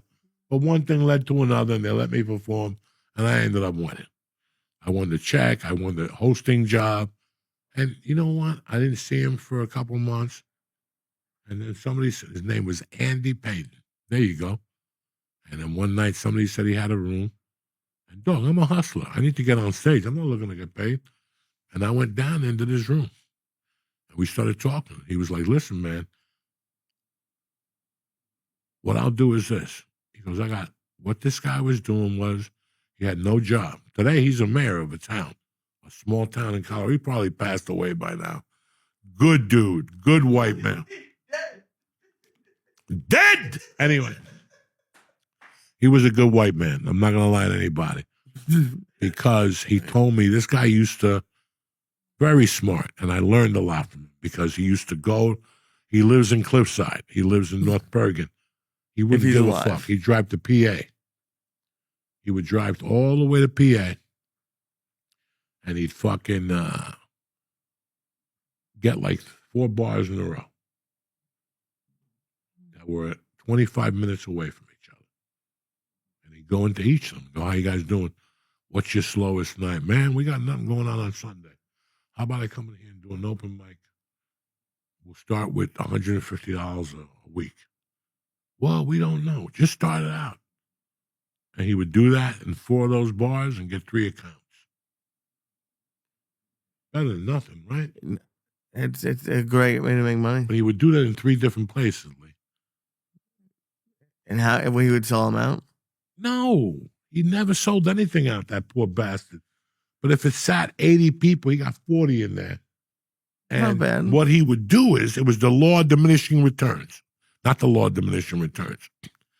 So he would start in Edgewater and Fort Lee and do Thursday, Friday, Saturday, 3 different places, 2 in Edgewater, Roomba Latina, a place in Fort Lee, and another place towards going to Englewood Cliffs on Saturday that starts late at 10 because they dance with the Salsa Stars from 8 to 10. Starts at 10. That room pays like $200. And he would do them for like 2 or 3 weeks. Then he would, come on, it's against the grain. He's going to lose a fucking Wednesday because we didn't get enough people. He's going to lose Friday because your comics were too dirty. But he's already got those 2 in place.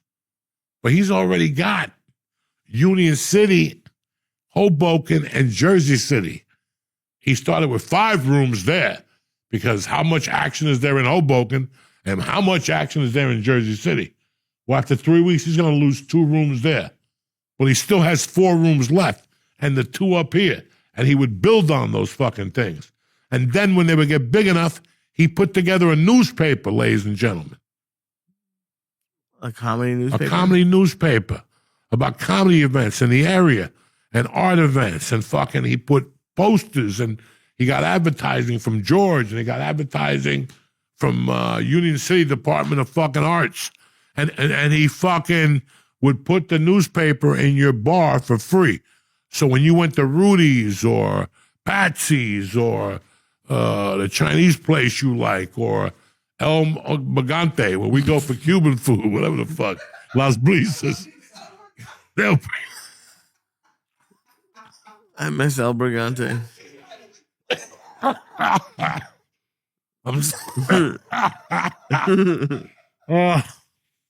When you go to these places, on the way in, you're fucking bored. You know the menu.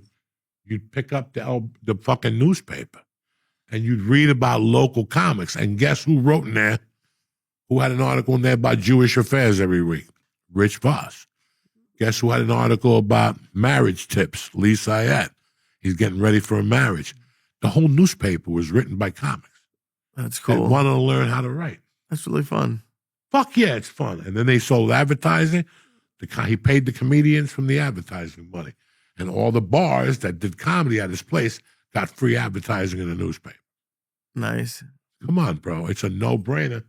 So I always admired that. Did you write a column? No. I couldn't even write jokes. I was having a hard time to sit there with a pen and a piece of paper. But it was very weird that I saw what he did at the time. There was another kid named Jimmy that this guy had a new comedy room every 10 days. And some of them paid, so a lot of them paid, and he always paid me. So when I left here in 93, I was going through what you were going through. And I'm like, I can't do this no more. I'm going to Hamburger Harry's at 5:30 at night. I got to leave Cliffside, walk over the bridge, then take the A train down and fucking walk 10 more fucking blocks and sign up. Then they pick a fucking number. And in those days, you had bananas, you had nothing in Jersey, but everything in Jersey was in the middle because Bill Bellamy, and Jay Moore lived in fucking whatever. There was a little comedy newspaper back then, The Village Voice. And The Village Voice had a section for comedy. So when you went in there, it talked to you about the Boston Comedy Club and the Village Underground, I think. There was only 2 clubs. And I still remember George bringing me home a Village Voice and me going over there in July of 93, and it was Felicia Michaels, Nick DiPaolo, but most importantly, it was Dave Chappelle, fresh off Robin Hood, Men in Tights. Oh, shit. And I paid like $10 for that show. Of course. It was always over there. It was like 3 or 4 nights a week. That's crazy. So that's how I knew about Comedy in the Village, but I didn't know about all the other open mics. You know, I didn't know how to even get access to them. I was doing what you're doing, Lee. And finally I called home and Jimmy's like, nah, I got 4 rooms on a Tuesday, 3 rooms on a Wednesday. The only thing we didn't have was weekend work. Yeah, that's hard to That's why I get. delivered Chinese food and sold cocaine. You see what I'm saying? There's always an angle, Lee. You know what I'm saying? And it's cool because I follow Side Splitters on Instagram, and they had Doug Stanhope did like a noon show on Saturday. So because you were talking about it's tough for a dirty comic, and I'm not a dirty comic at all, but like there is like people use it as an excuse, and it's not because you can sell like you're a dirty comic. There's dirty comics who do major clubs and do theaters, and it's not like define dirty. Define what is dirty. Define. Am I going up there talking about pussy or dick every 45 minutes? No. You mention it. I mean, what is define dirty? Define edgy. Define shock. You know, what are all these things? I think I do a little bit of each of those fucking things. I would agree with you. Right? I think I steal from all those categories. Well, yeah. A little bit of shock, a little bit of fucking this, a little bit of that. And you mix it up a little bit. You chuck and jive. You got a left hook. You got a right uppercut. You got a fucking knee to the balls. And you got a couple fucking weapons in you. Well, that's from an open mic comedian. That's the problem I have with some dirty open micers. Is you're talking about like all that, like the boxing, all they go with is haymakers and they're like it's not good. Boy, here's the problem, Lee. Don't ever worry about dirty open micers because we were just discussing this again. I started clean. I really, really, really, really believed in my heart that I could work clean. And then it went from clean to a little edgy as far as attitude was concerned. And then Dice came into the thing and the attitude grew, and eventually 20 years later, I put it into a fucking act. Right. But I still remember sitting at comedy clubs, and it would be comic behind comic talking about the head of an aborted fetus, how they were going to step on it, and all this shit. That's terrible. When it's dirty and it's got nowhere to go, those guys don't last long in the business. And if they do, they attract the same 6 idiots, and they find their own hangout, and they're there every week tapping themselves on the back to see who could be the dirtiest comic. Yeah, that's not what you want. Okay? You could be as dirty as you want, but your heart has to come out somewhere there. There has to be a connection there so the audience knows that you're just fucking around in a sense. you're a little committed to it, what you're talking about is probably real, and you probably don't do it, but because you smile when you say it, and your heart comes out, and your microphone, how you're holding it, or the way your hand is up, because people are looking at your hand. Interesting. Okay, they're looking at your hands. Oh shit! How were you raised? What does this mean? Stop. So whatever the fuck is going on here, so please understand, this is a complete fucking art here. This is not just when you're young, and if you want me to sit here and tell you I didn't do it, I'm fucking lying to you. My nose is going to grow bigger than Pinocchio's. Yeah. We all come out there. If I had dice, so I tried, and George will tell you, I tried a few. What if Godzilla comes back? What if the speakers fall out of the window? Yeah, I'm not. You want me to sit here and tell you everything was brilliant? No, it took years to find the style, and people are calling this certain type of comedy like, I don't know what they're calling it, but it's not. It's a style of comedy that because you have a smile, and me telling you to go fuck yourself, and me telling you to go fuck yourself is two different things. That's very true. Okay, Yeah. me calling you a fucking spick motherfucker, and me going, you know what? You're just a spick motherfucker, dog. Is two different fucking things. Okay, so some people don't even see that beauty because their world is so fucking dark, they don't see it. And there's nothing you could do about that. I'm sure you come watch me sometimes, and I watch you, and I know sometimes you're like, how is he getting away with that? Me watching you, yes. How is he getting away with that? Number one, it's 34 fucking years. What's also, Maybe 40 years, because I used to rob drug dealers, and you got to be funny in prison to not get beat up. I was going to say, dude, I think more about you getting away with things in real life than I do with on stage. On stage, I kind of get it, because there's like very few things. You know me, I'm nervous as fuck. On stage, I'm not. I'll say almost anything to anybody. But I had a point right before. I don't know, God damn it. See what happens when you're not in training anymore. I am in training. But we stopped light today. We started light. What do you mean I light? didn't want to give you 1,500. I didn't want to give you 500. What are you talking about? I don't know. Oh, he's gone. What were you talking about? I don't know. Being nervous on stage. Who the fuck knows? You hungry? Always. All right, let's go eat something.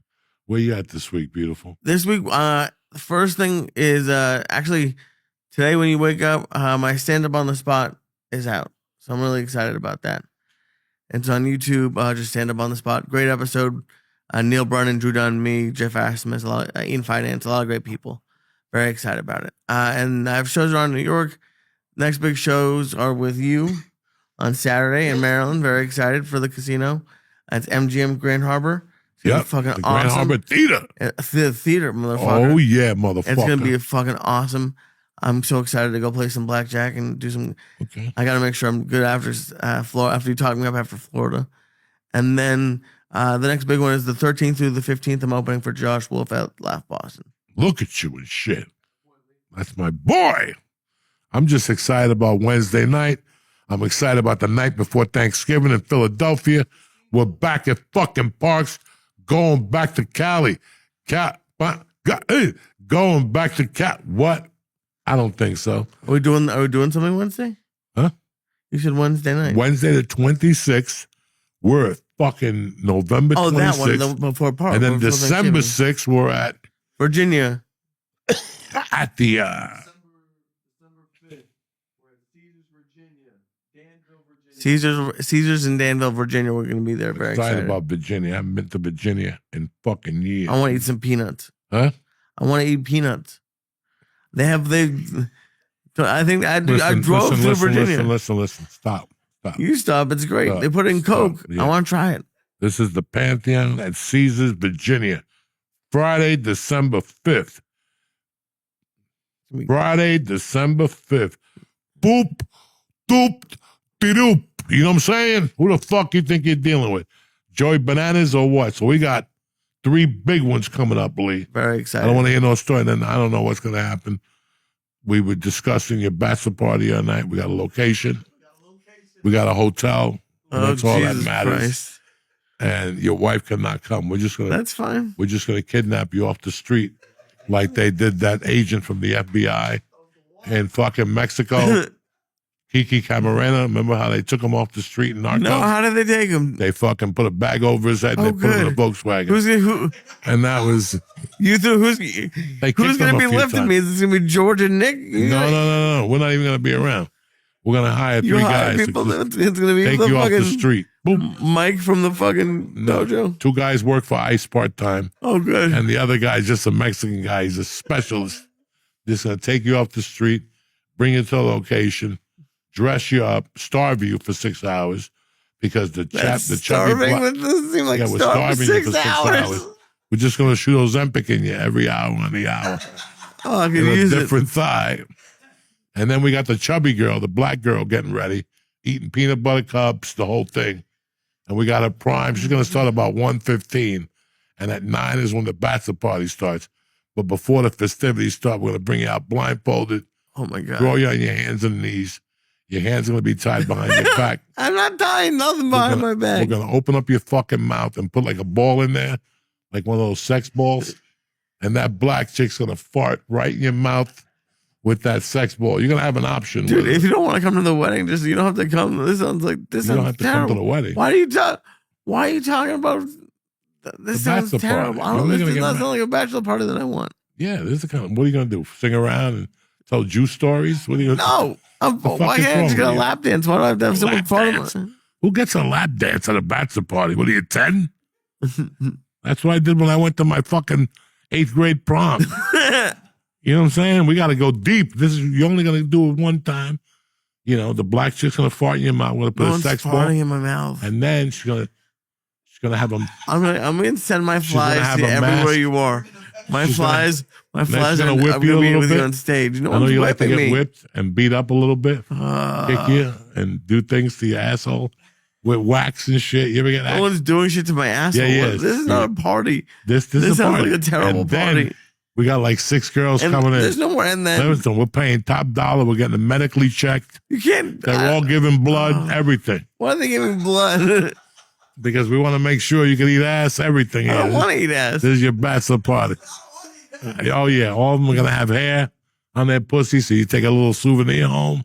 You really don't know how to Forget sell a about it. party. Everybody's going to be This looks fucking. like the worst party I've ever been Listen, to.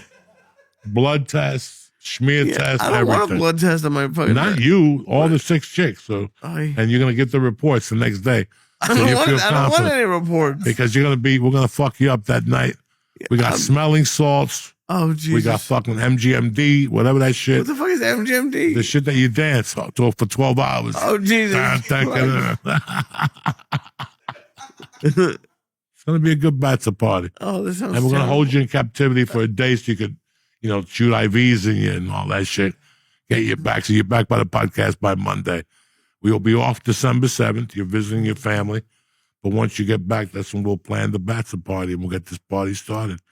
That's it. I'm excited for Lee. Lee wants a wedding. He wants to get married. It's going to be we're going to give you 10 days. You know that? What's that song? On the 11th day of Christmas. No, watch those fucking 12 days. Shows, mother- That shit starts on Georgie's birthday. Georgie's birthday is the 12th of what? of December. And that's when we start our countdown to Lee's wedding on the 27th I need to be of sober. December. Yeah, I need to be sober. So by that time, get the tuxedo, get all that shit, because we're just going to captivate you one night. We're just not going to, we'll not captivate you, kidnap you, but it's a different word. I got to watch Law and Order. Oh my god! We're gonna sequester you, or It's amazing that you're allowed to say this and it's gonna happen and like no, we're not gonna say anything. You know, you listen, just said it. It's after the recorded. experience within the first of all, this ain't gonna be no just fat chick from Newark farting in your mouth. No one's farting in my mouth. This chick wants a small fee. Oh, I gotta start a Patreon for you and a GoFundMe. and to GoFundMe. This chick wants 10 grand. This chick, I For would what? give her 20. You wait till you see her body. She wants to fart in your face, but she's one of these skinny chicks that likes to eat, That's not gonna be good. and she's gonna blow a can. First, she's gonna You've been promising me something else. no. First, she's What do you gonna mean, no. she's gonna open up your eyes because you're gonna have a mask on. She's gonna slit your eyes over here, open up your eyeballs, and she's gonna show you how she farts and blows out a candle from 3 feet away. That's really nice. Just a little slight machine gun, ta ta ta ta ta, and then she's gonna blow the big one right into your fucking mouth. No one's doing And that. listen to me, you're gonna love it. You're gonna fall off the bench. We'll give you with the the asthma spray I spray. Yeah, I have those. We're gonna give you a couple of those when you get up, and then we're gonna feed you. Dude, if anyone farts in my mouth, there's gonna be And then the That one's 6 fun. chicks are coming in. stop. Crime. We're flying them in. We're gonna do fucking interstate kidnapping like Diddy. There's gonna be a Diddy type bachelor party. We're getting that pink cocaine. We're doing it all, How dog. much baby oil? No baby oil. Everything's What do you rough. mean? You just had a Diddy party. Listen, what are you, a masseuse? I'm not a masseuse either. It's like you know what the- I'm saying? You can't have a Diddy party without a baby It's oil. not a Diddy party. Diddy's in You jail. just said a Diddy Don't party. even mention Diddy. This is going to surpass Yes, you Diddy. did. There's no victims. See, with us, nobody habla español. That's the other treat I got for you. Nobody knows English, and everybody's going to be sequestered on the way in. Nobody's even going to know where they're at. Sequestered? The 6 chicks, the black chick, only like 3 or 4 of you guys are going to know where it's at. You're not even going to know. Nobody can save you. We're going to throw your phone away. We're going to step on your SIM card. It's all over.